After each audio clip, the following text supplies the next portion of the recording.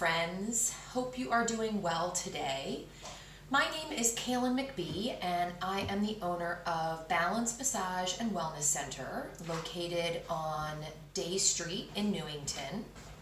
And I wanted to say thank you so much to Michelle Royer for inviting me to be a part of some of the physical distance learning that the Newington Library is continuing to record. So I've done events at the library before on essential oils or on other healthy ways to live your life, but Michelle had asked me to record a video, and I have to be totally honest, I'm a little nervous, and I hope that all of the technical side goes well so that we can spend this time together and have you enjoy some of the ways that I incorporate healthy cooking into our lives. So again, just a little bit about myself. My name is Cailin McBee, and Balance Massage and Wellness Center is a one-stop shop for all of your health and wellness needs. I'm a board-certified massage therapist and a Reiki master, and so we can help with any of the needs that you might have from a physical perspective, reducing pain, incorporating massage as a part of your general health and wellness plan, increasing your immune systems, and it could be something like addressing an issue post-injury or even someone who's perhaps a weekend warrior. Reiki, for those who aren't familiar, is a form of energetic healing that helps to balance the energetic channels in our bodies. So in addition to massage and Reiki, we also offer a wide variety of other practitioners as a part of our collaborative team to be sure to support our clients in every way possible. So we have nutritional supplementation, or nutritional supplement rather. We have yoga classes, although those have had to look a little different now with the pandemic, but we are hosting those via Zoom. We have life coaching and so much more. So if you're interested in additional information, you can find us on the web at balancemassagect.com. So www.balancemassagect.com. And in that same vein, we wanted to give you some additional resources to healthy cooking options. And so Michelle and the team at the library have compiled a list of resources, and I thought that I'd share them with you today. So the first is a resource called Hoopla, which is where you're able to see free videos and those types of things. Now, all of these resources are available at the library's website. And when you go there, they'll have a really wide variety of resources, both in video or audiobooks or magazines, or what they like to call freeding, which is free reading that you can get on any of your tablets or your phones, etc. So a couple of the videos that they thought would be fun for people to watch are found on Hoopla. That is the avenue of how you can find them. And the first is called Veggie Frittata by Graziella Montanaro. Next is the Egg Cookbook by various authors. Eggs on Top by Andrea Sloniger. Just Plain Eggs by Jody Liano. And How to Cook Eggs and Omelets in 300 Different Ways by Herman Sen Charles. That feels like a lot of omelets to me. 300 omelets, you could do almost one a day for a whole year. And some of the reading that they found was called the Egg Shop, the Cookbook by Nick Corby, or 101 Things to Do with Eggs by Tony Patrick. And then some of the other videos that I saw on here that I've actually watched before, again available on Hoopla, is called A Chef's Life, Season 1. That's about a chef who lives in North Carolina. Cook's Country, which is on PBS, which you can also find on your local stations, and that is by America's Test Kitchen. And then Saturday Kitchen, and they asked for Season 1, and by Dino Charalambous. So those are just some additional resources that the library can provide. While the library is physically closed, they are open via phone for any questions that you may have or resources that you're looking for. So I thought I'd get started today by talking about a healthy veggie frittata that my husband and I make pretty much every week. It's a really easy and healthy way for us to be able to make a breakfast ahead of time, get it all taken care of, and then cut it into squares and put it into our refrigerator. So when we're kind of in a hustle in the morning, or we're not sure that we have time for a long, drawn-out breakfast, we can just grab one of these frittatas. So first things first, let's get the oven on. The oven goes to 375, so I'm just going to put that on right now. And we're going to let that pre-cook while we are doing some of the other things in order to prep for the frittata. So we like all sorts of vegetables in our frittata. We're big vegetable lovers, and so we try to jam as many in there as we can. And one of the things that I love a lot about this recipe, but one thing that I really like, is you can put whatever your heart desires in it. I love looking through our refrigerator to see what vegetables perhaps are leftovers. So we're making sure that our leftovers are doing double duty. You could put anything in there from mushrooms to peppers, onions, spinach, asparagus. Sometimes we have leftover other things that I just put into this frittata. And so today, I am putting a little bit of meat in it. I don't ordinarily do that, but we had some leftovers that I want to make sure that we eat before they sort of turn the tide. And I had some extra seasoned pork that came as a part of my Mexican meal the other day, and this is just going to bring that up another notch. So again, look around your refrigerator, see what you have, see what vegetables are starting to get a little like, ooh, can I eat that in a raw salad? And otherwise, throw in whatever you like. So one of the things that I always put in is spinach, because we really like spinach. This is a great brand. I just get it from Stop and Shop. It's organic and it's frozen. So this is going to get a little bit loud, but hold on. Okay, so you kind of have to break up the big chunks of the spinach, and then this actually gets microwaved to cook it. So it just goes right into the microwave. And that goes in for 5 minutes. The bag sometimes gets a little poofy, and then it comes back down. So the next important part to that spinach is making sure that you draw all of the fluid out that you can. And that's really, really important, because you don't want that extra liquid to be a part of the frittata. Otherwise, it's going to be too runny and it's not going to get to the right consistency. So I've got a mesh strainer here. I use this for everything, you know, mixing up dry ingredients to make cakes or flours, or strain anything that needs to get the liquid out. So I take my trusty dusty wooden spoon here, I put the spinach in, and I just press all of the fluid out and into the sink, or you could do it into a bowl. But we're going to let the spinach cook, and while we're letting the spinach cook, I'm going to give you some instruction on how to cut some vegetables. And that was one of the things that Michelle was really excited about this video. So there are some people who are in the kitchen every day, and there are some people who are never in the kitchen, and maybe they're not familiar with some of these vegetables or how to cook them up or how to use them. So I thought it'd be a great way to share how to quick and properly cut some vegetables. So when you're dealing with vegetables, you want to make sure that they are nice and clean. So I'm going to go over to the sink and rinse these off, making sure that we're getting any of those, you know, little things that we picked up from the grocery store or what have you.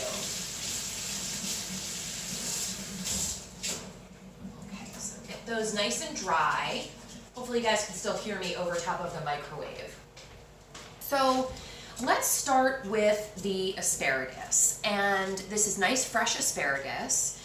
For those who have never used asparagus before, asparagus can actually be eaten raw, but when it goes into the frittata, it actually gets cooked in the frittata. So whereas the spinach needs to be cooked ahead of time and put in after it's been dried, the asparagus goes in raw. And I love that because it's one less step. I don't have to make one more trip to cook anything.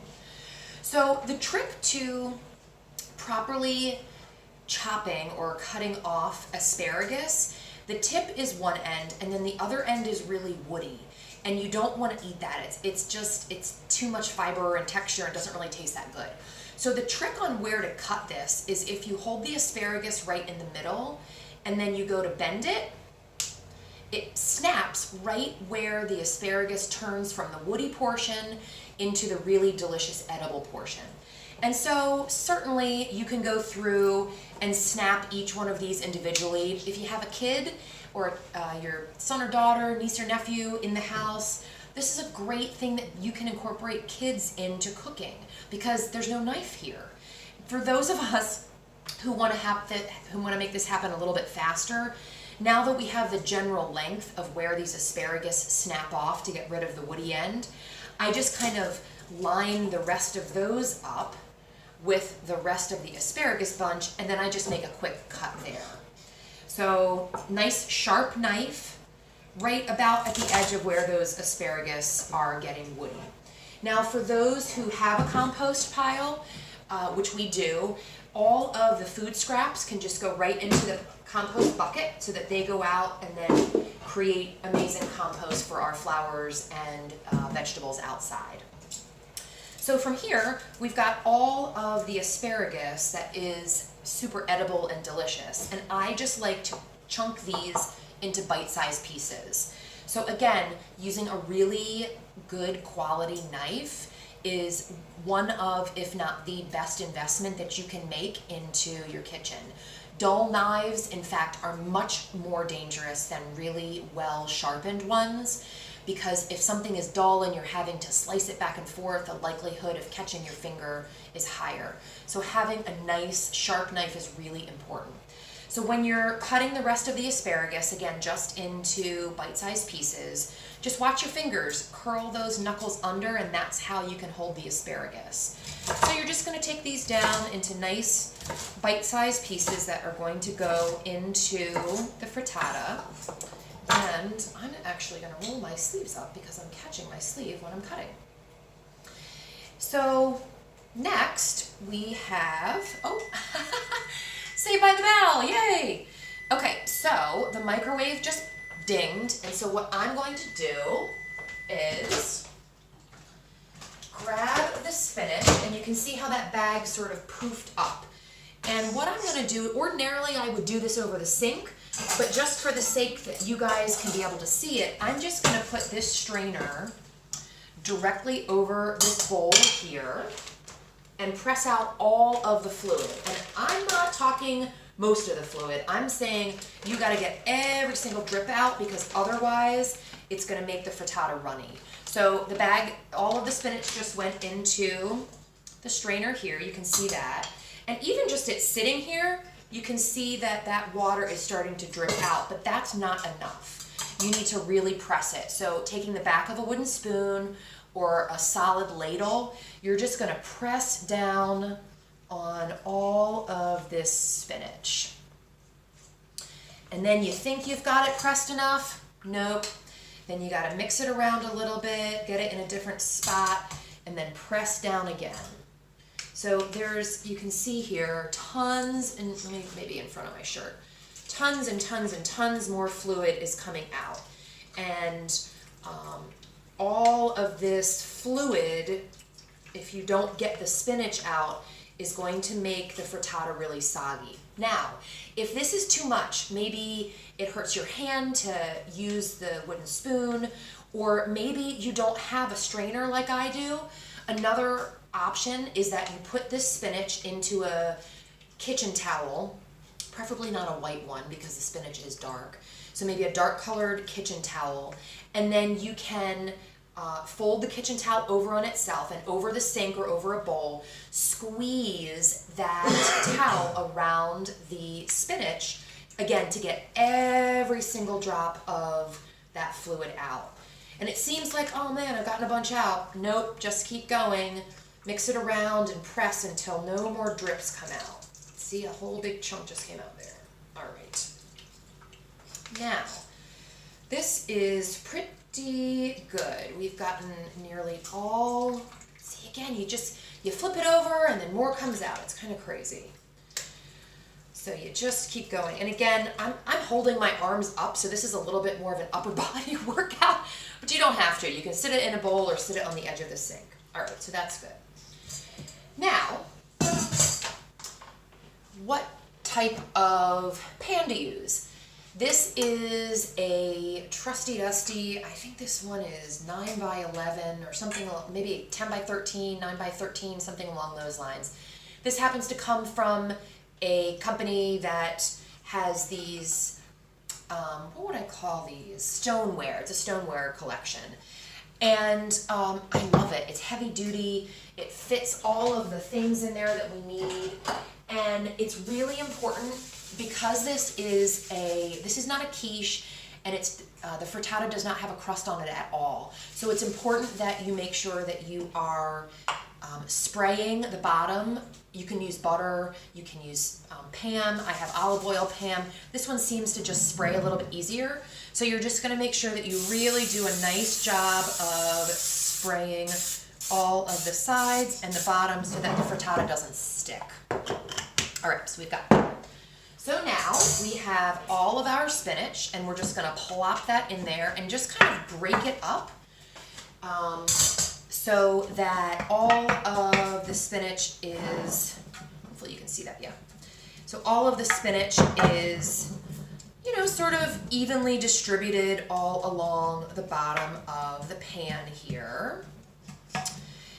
And then now we've got all of the asparagus that we already cut up. So we're just going to, again, kind of distribute that as evenly as we can inside the frittata here. And then next we have our pepper. And so here is another opportunity for me to walk you through how to properly cut a pepper. Some people have no idea, I don't even know what to do with this, and now's your day to learn. So you are going to take your trusty dusty knife. At the top of the pepper, you're going to very carefully cut a circle all the way around.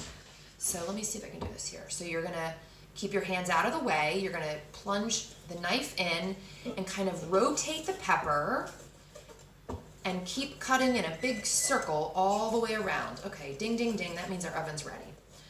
So now the center of this pepper should just wiggle right out. Occasionally there's a couple extra seeds inside or the little membranes, and you can just grab those with your fingers and pull those out. Again, all of this goes right into our compost bucket. From here, you're gonna sit the pepper on its underside on the bottom and slice it right in half. So now you have two really equal halves. And from here, you're just gonna make nice strips of these peppers. So you're just gonna run the knife down each of these sides to create pepper strips. Now, if you were making a different recipe and you needed pepper strips, you're all set. But for here, I like to make everything bite-sized.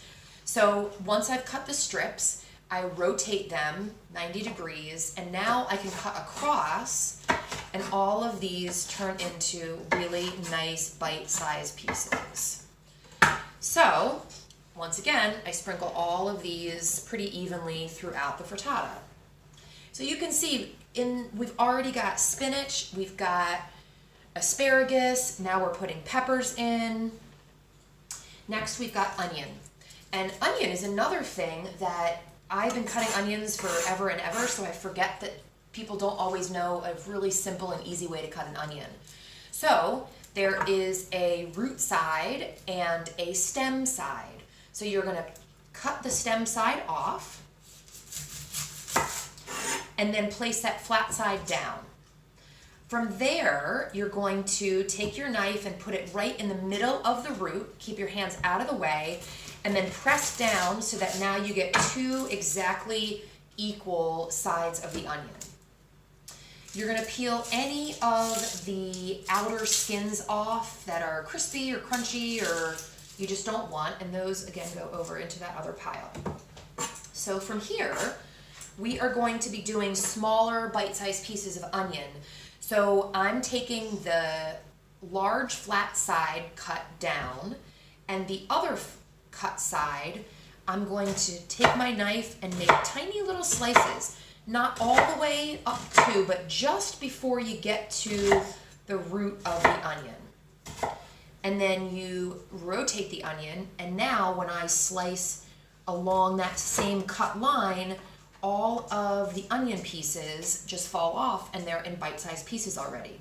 Now again, keeping in mind, you sort of use the claw with your other hand so that your fingertips are out of the way, and you're just going to continue to slice straight down. And now you have this onion that has been chopped up into bite-sized pieces. And once again, you can put these into evenly distributed throughout the frittata. Now, people say, oh, Cailin, I don't like onions, or oh, I love mushrooms, or whatever. Do it up. Do whatever vegetables are good for you. So again, all of the onion composts go over there.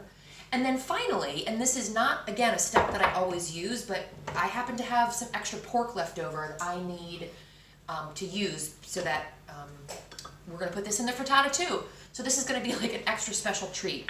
So I'm just going to distribute that pork all throughout the frittata. All right.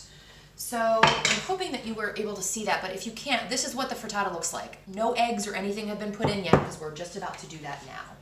So the other portion of the frittata comes from the eggs and the egg whites. So let me grab a big bowl here. This bowl is probably overkill. You don't need a bowl this big, but I love this bowl and I use it all the time, so that's what I'm doing. And we've got our whisk. If you don't have a whisk, no big deal. Just use a fork. Everything is totally doable here. So the recipe calls for 3 whole eggs, and I like to crack those in first so that I can get them nice and frothy before I pour the egg whites in. So 3 whole eggs, and we're going to whip those up really quickly. I had a 3rd egg, oh, there it is. I almost lost the egg. And so there are 3 egg whites. And now I'm just going to take my whisk and whisk these. I don't know if you can see that. To make sure that all the yolk and all of the white is incorporated. Hopefully you can see that. Great. So once those are whipped, then we're going to put the egg whites in. And so these are 2 16-ounce containers of egg whites, but they also come in a large 32-ounce. So whatever one works for you, but you need 32 ounces of egg whites. Make sure that you shake them up really well because sometimes they get a little settled. And then these just get poured into the whipped eggs already. So you've already whipped those whole eggs. And then now you're just pouring the egg whites in to create the full mix. And I like to whip as I pour, but everybody can sort of do their own thing. This is just a way that I know that I can get them fully incorporated into the frittata. So that was one, and then here is the other. Nice and whipping. All right, now from here, this is where you can get creative. Whatever spices you want to put into this, I encourage you to go for it. So if you're someone who's a little bit more on the mild side, you can just do a straight salt and pepper. That's great. Or if you love Italian food, put Italian seasoning in. I happen to love this particular seasoning, comes from Penzeys. It's called Mural of Flavor, and I really like it a lot. Now, I am not a big measurer for spices, and we tend to like things on the full of flavor side, not necessarily always hot and spicy, but full of those types of spices. So I'm guessing I probably put anywhere between 1 and 2 tablespoons of these spices in, but do whatever makes sense for you. Again, you can use Cajun seasoning, you can use Italian seasoning, you could use Old Bay, you could use a combination of anything, you know, basil, oregano, thyme, all of those are good. So So then we're just going to give that a good old mix. And this is quite a lot of the egg mixture. And so now I'm going to put this up here so hopefully you can see it a little better. And I'm just going to pour this egg mixture gently all over this huge pan of vegetables and whatever else you've decided to put in. So that goes in there. And sometimes I see things aren't as evenly distributed as I would like, but that is perfect. So that looks good to go. Now remember, we've already set the oven to 375, and this frittata will cook for 45 minutes. So 375 for 45 minutes. And then when it's done, and we won't have time for you to see the finished product, but I like to cut this into either 8 or 10 squares. So once it's finished, pull it out of the oven and let it cool. It needs to cool in the pan, maybe 15-20 minutes. And then from there, you can take your knife and slice it into squares. It's great for brunches. This is something that can be done ahead of time and then just reheated when your guests arrive. Again, it's something that we love to do on a Sunday or on a Monday, and we eat these squares throughout the week. So if I'm running out to see a client, I can just grab one of those, I pop it in the microwave just to heat it back up for maybe a minute or so with an apple or an orange, and it's the perfect breakfast. It's great for protein with the eggs, and by the time you've had this, you've already had 3 or 4 servings of vegetables, which is great for fiber. It's great for all of the nutrition that you need. So I'm just going to pop this into the oven right now.